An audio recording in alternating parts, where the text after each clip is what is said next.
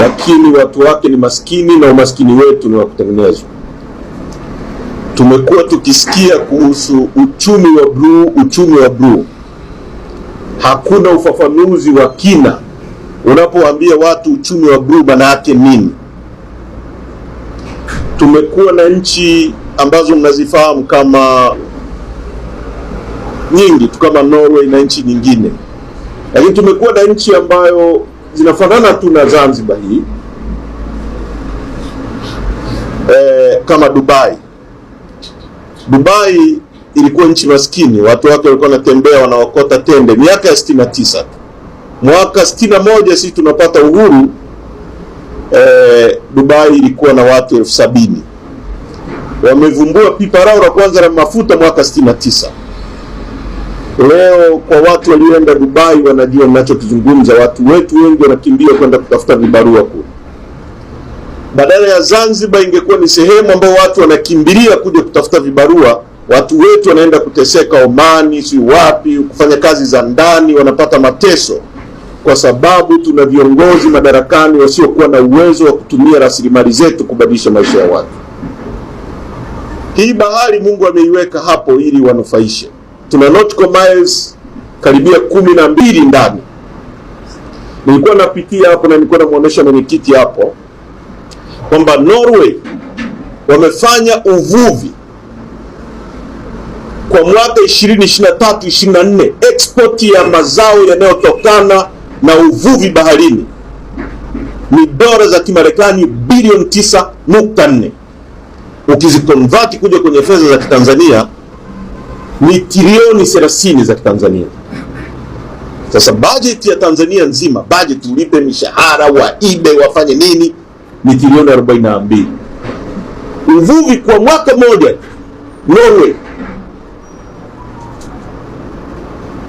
trilioni 30. Kama tungekuwa na viongozi wanaowapendeni nyie, sio wezi walioko madarakani kwa majina ya viongozi, hii bahari nyie mngekaa nyumbani na mtu unalipwa milioni 10 huko nyumbani, unakula starehe, boti zinaingia humo 20 tu zinavua samaki, viwanda vinachakata. Tusingezungumza kuhusu mtu kukosa ajira, tusingezungumza kuhusu watu wetu kukosa chakula, tusingezungumza kuhusu barabara mbovu, tusingezungumza kuhusu watu kusoma kwenye shule za hovyo, tusingezungumza kuhusu watu kukaa kwenye majumba ya hovyo. Tuko kwenye umaskini kwa sababu tuna watu madarakani wasiokuwa na uwezo wa kubadilisha maisha ya watu.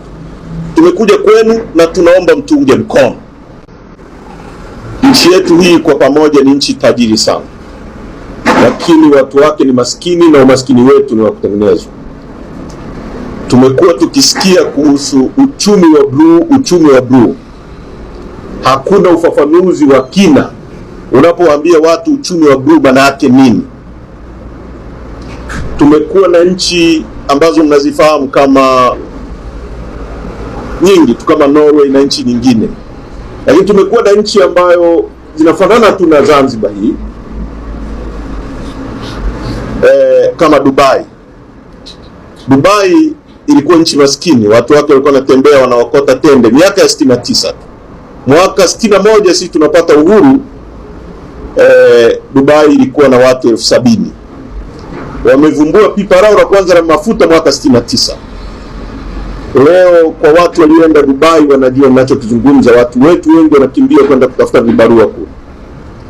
Badala ya Zanzibar ingekuwa ni sehemu ambayo watu wanakimbilia kuja kutafuta vibarua, watu wetu wanaenda kuteseka Omani, si wapi, kufanya kazi za ndani, wanapata mateso kwa sababu tuna viongozi madarakani wasiokuwa na uwezo wa kutumia rasilimali zetu kubadilisha maisha ya watu. Hii bahari Mungu ameiweka hapo ili wanufaishe. Tuna nautical miles karibia 12 na tuna maili 200 ndani.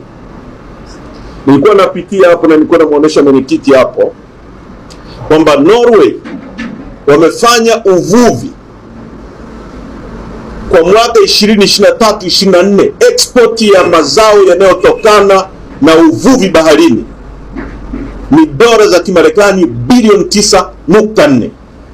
Ukizikonvert kuja kwenye fedha za Kitanzania ni trilioni 30 za Kitanzania. Sasa bajeti ya Tanzania nzima, bajeti ulipe mishahara, waibe, wafanye nini, ni trilioni 42. Uvuvi kwa mwaka mmoja Norway trilioni 30. Kama tungekuwa na viongozi wanaowapendeni nyie, sio wezi walioko madarakani kwa majina ya viongozi, hii bahari nyie mngekaa nyumbani na mtu unalipwa milioni 10 huko nyumbani, unakula starehe, boti zinaingia humo 20 tu zinavua samaki, viwanda vinachakata. Tusingezungumza kuhusu mtu kukosa ajira, tusingezungumza kuhusu watu wetu kukosa chakula, tusingezungumza kuhusu barabara mbovu, tusingezungumza kuhusu watu kusoma kwenye shule za hovyo, tusingezungumza kuhusu watu kukaa kwenye majumba ya hovyo. Tuko kwenye umaskini kwa sababu tuna watu madarakani wasiokuwa na uwezo wa kubadilisha maisha ya watu.